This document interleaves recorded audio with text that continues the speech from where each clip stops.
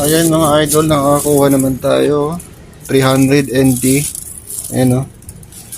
So gaming motherboard siya. Ayan o, gaming motherboard MSI. Tapos yung processor niya Intel Xeon E31231 3.4 GHz.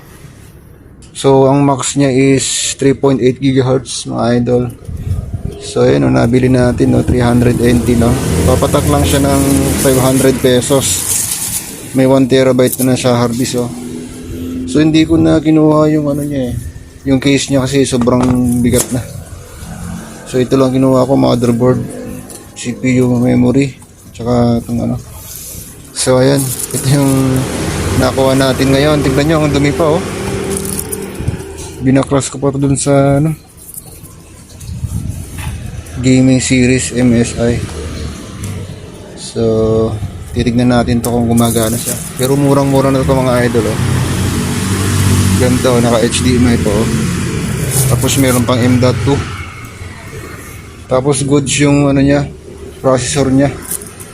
Tapos meron pang 8GB na RAM. So ayan lang yung ating video ngayon mga idol.